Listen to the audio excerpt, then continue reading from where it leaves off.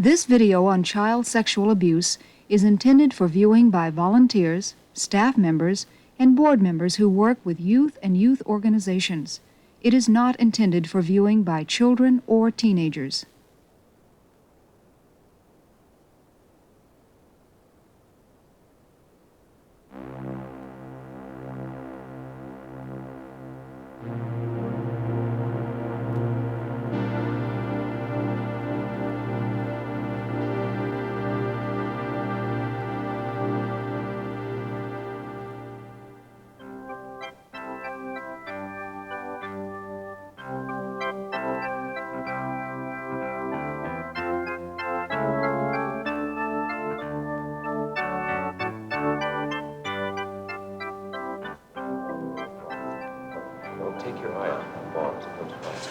The youth organization I worked for had a girls' team. I coached it for the past 3 years, and I loved it. Girls, come on in. It wasn't just the softball. It was the girls themselves. I really felt like coaching that team was a part of me. We'd have discussions about friends and family, things that really counted. I knew that some of the girls really didn't have another adult they could talk to. Like Karen. When she joined the team, she was really withdrawn and very shy. But as the weeks went by, I could really tell she enjoyed being with the other girls, being part of the team, laughing, making jokes. I remember our second-to-last practice for the summer. Karen was up. She swung at the first pitch, and I couldn't believe it. She hit it, smacked it way out into the field. I think it was the first time her bat had ever made contact with a ball. All right, Karen, come on home. Bring it on in, bring it on in. As she touched home plate, I was so excited. I ran up to her, threw my arms around her, and gave her a great big bear hug. It was a fantastic practice. That day, I took her home like I usually did, since it was right on my way. I didn't think about that practice or our rides home until the next week. John, our director, called me into his office. I'll never forget the way he started out. Steve, I was talking to the mother of one of the girls on your team, and I think we need to talk about some things. I waited for him to go on, figuring it was about our tournament. Then he continued. She was talking to her daughter, and her daughter said that you and she had been fooling around after the game, and we're in trouble, man. From there, everything seems like a blur. Oh, He asked me about Karen, take her home? how I felt about her, why I took her home. He didn't come out and accuse me of anything at first, but I knew what he was getting at.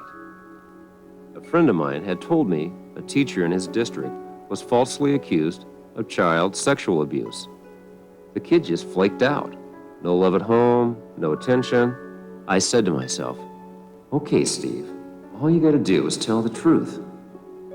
I asked John if the 11 years we had known each other meant anything to him, or the time I took his wife to the hospital for an emergency because he was out of town. I asked him, does that sound like a child abuser to you? By the time I left his office, I knew he believed me. I knew he was just trying to protect our organization, but still, all this publicity about child abuse, I know we have to stop perverts, but where do the accusations end? I ended up having to talk to child protection authorities. The girls on the team, the kids I trusted, started all these rumors. The newspapers found out, our organization's name was printed. I couldn't sleep for weeks. I've played mental tapes of last summer over and over again in my mind. And it never changes. The whole thing is a nightmare.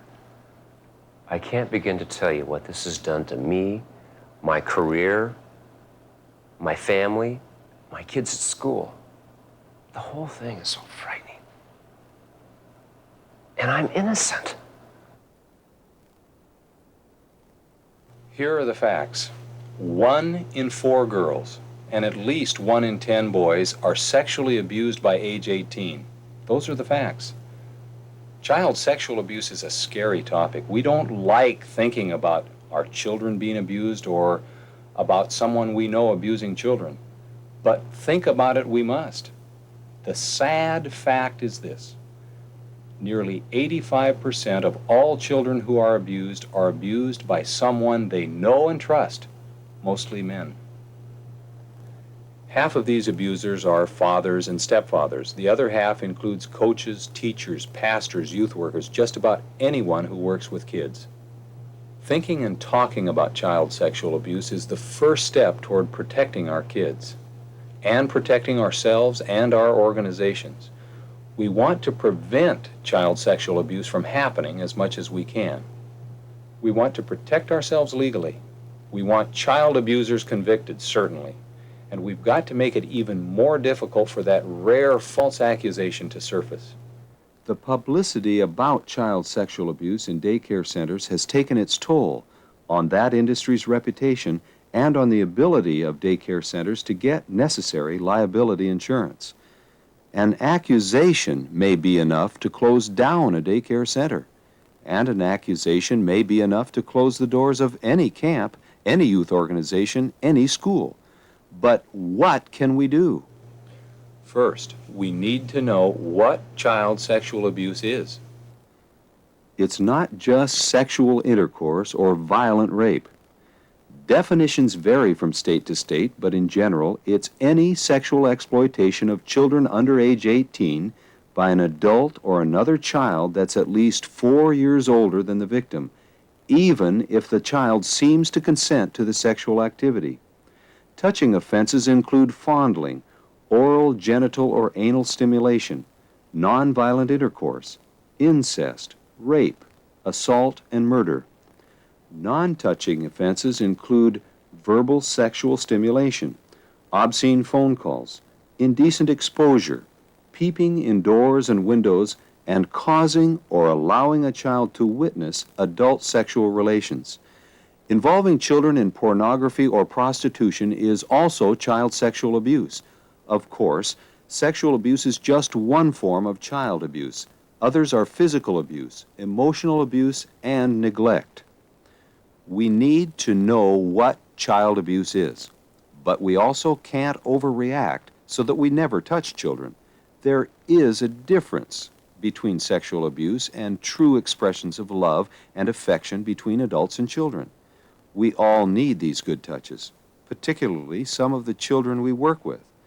But we have to be careful how we demonstrate our love.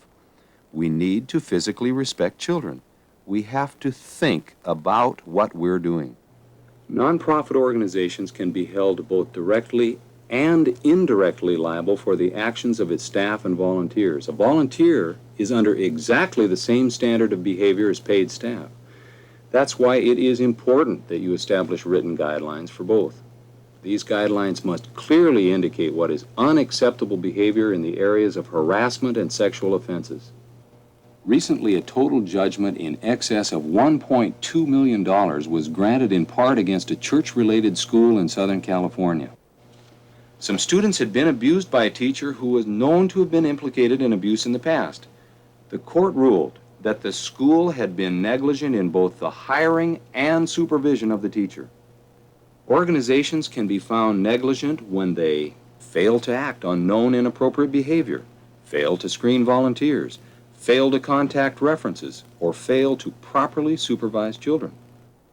Even board members and trustees can be held liable if they know or have reason to know about abuse in specific cases and fail to take action. Board members and officers of organizations should carry errors and omissions liability coverage and read all policies carefully for exclusions or limitations. Having a plan for dealing with reported child abuse is absolutely essential to the future of your organization. We all understand the need to plan ahead when it comes to fires or accidents, but it is essential that we develop a plan for dealing with child abuse. Preparation is the key. Know the laws regarding child sexual abuse in your state. Copies are available from local departments of social services, district attorneys' offices, or law enforcement agencies. Take advantage of training opportunities or offer training to your staff in conjunction with child abuse agencies. Know which agencies in your area deal with child abuse and become familiar with their programs. And teach your staff how to respond to specific incidents that might only seem questionable. It happened the day the intercom was being fixed. I volunteered 1 day a week at my daughter's school, working in the office, filing, answering the phone, listening to a lot of excuses for tardiness. When they needed someone to run a note down to the algebra teacher after school, I was happy to do it. The halls were deserted by this time. As I came around the corner to her classroom, I could see the door was ajar. I looked inside, ready to give her a little ribbing about me venturing into the uttermost reaches of the school, when I stopped. She was with one of her students, Craig. I knew him. At least I'd seen him around the school. I could see they were talking rather seriously, so I waited outside the door. I just stood there, watching, and I didn't know what to do. I was so embarrassed. I felt like I was intruding. Then I thought, wait a minute. Your imagination is running away from you.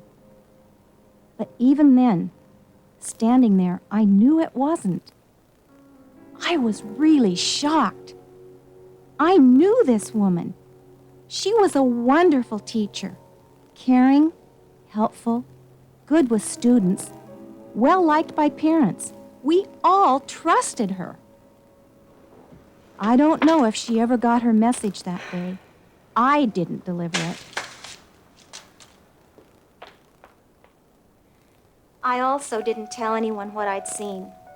I wish I had. The story came out almost a year later, and by that time it was so much worse. The teacher finally lost her job. Craig's parents transferred him to another school.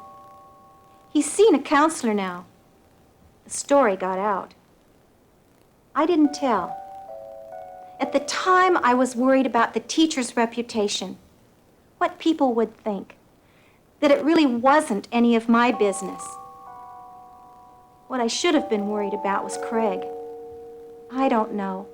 Maybe if I would have said something. We need to report child sexual abuse whenever we see it, whenever someone is misusing authority over a child. Maybe no one else will. For some of us, it's the law.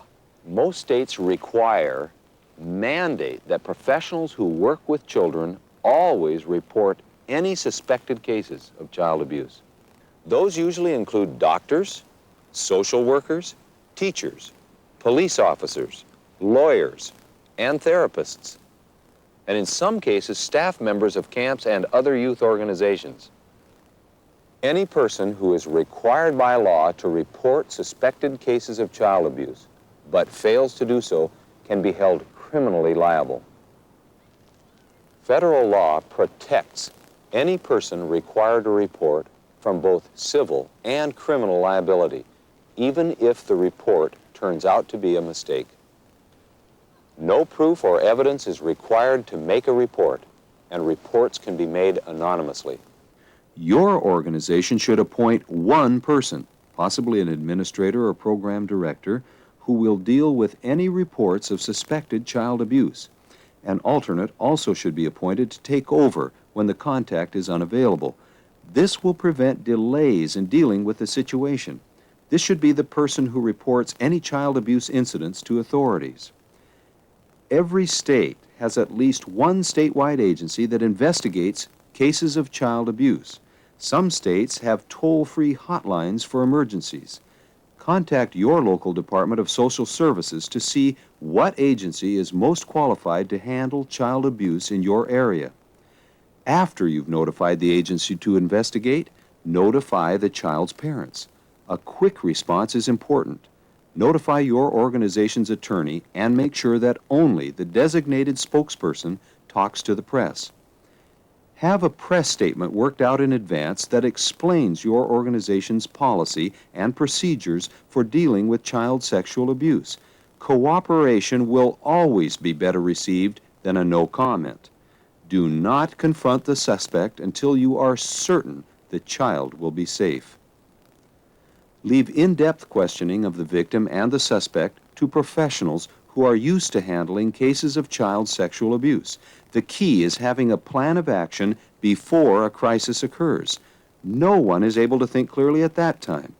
Sometimes details get forgotten, critical details. Write the plan and have it approved by your board of directors and attorney.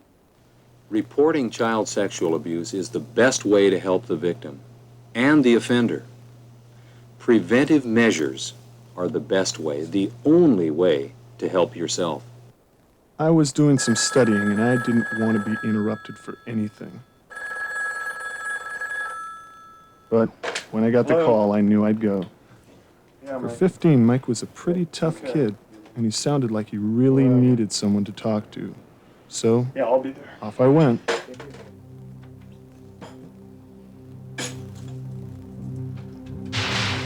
I started working with street kids about 2 years ago, I guess. Talk about a microcosm. I've learned a lot from them.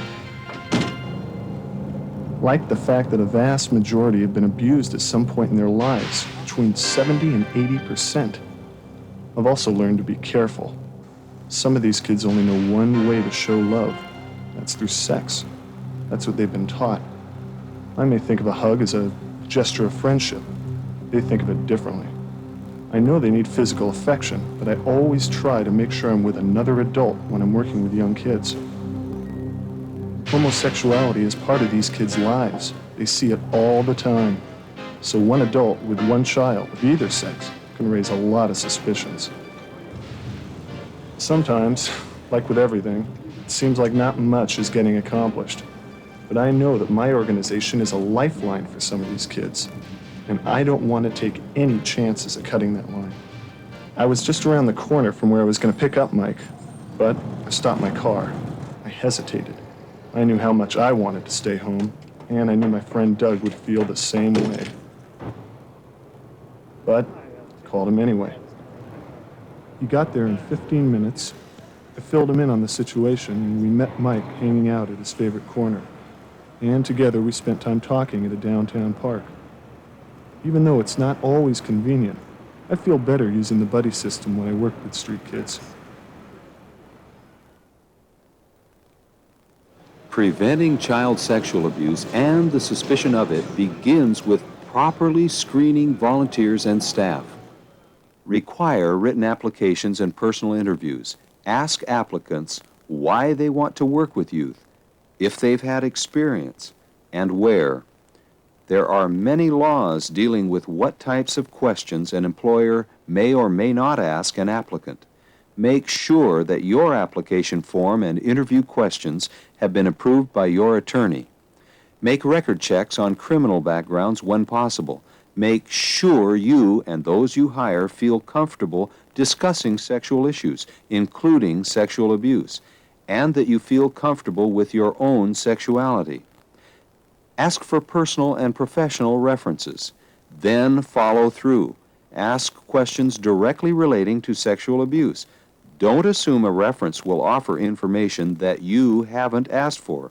The best defense against child abuse is training children and their parents to watch for inappropriate behavior and to report it immediately. Train your staff regarding child sexual abuse. Establish a written policy for your organization that explains appropriate and inappropriate behavior. Go over it with each volunteer and staff applicant. Emphasize that any verbal or nonverbal sexual interaction with children is inappropriate. Establish job descriptions for volunteers and staff members that include boundaries for sexual contact.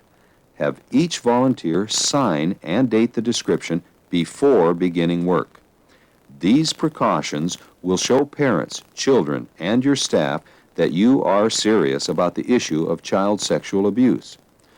When we work with children, we need to be careful to protect them and protect ourselves and our organizations. Use the buddy system. Always work with another adult, even when you're just running a bunch of kids home. If it's impossible to take another adult with you, call a staff member. Tell him what you're doing and why. One-on-one counseling of a child should usually be done by an adult of the same sex. If you work directly with children, keep a log of any unusual events or reactions by a child. If you think you see inappropriate behavior between a child and another volunteer or staff member, share your concern with the administrator of your organization or another designated person. You are not betraying a friend. You may be helping a child, or you may be protecting an adult from a false accusation by someone else. As a volunteer or staff member, be accountable to your coworkers for your behavior. Use common sense during activities. Think about how situations may look to others. How would an innocent back rub after a long hike look to someone else? Appearances are important. I'm not the same person I was a year ago. I don't have the same vision for my life that I did before this whole thing happened. I just wish I could take away all the pain this has caused my own kids, what they've gone through at school. And I know it's been hard on my wife. It's funny, I've always wanted to do youth work. Even when I was a kid, I never wanted to be a fireman. This is really all I've ever wanted to do. But I'll have to admit, I've spent a lot of time trying to figure out who I ought to be mad at. Is this whole thing really worth it? Can I really just pick up my life and go on? Remember, 1 in 4 girls, 1 in 10 boys, sexually abused by age 18, and usually by someone they've grown to know and trust. People we've all grown to know and trust. That's the problem. We have to trust people to function, to get our jobs done. But we also have to realize that we don't always know the whole story about someone. We can only work with the evidence we have. People who abuse children betray us, and sometimes they betray themselves because they believe in their own innocence.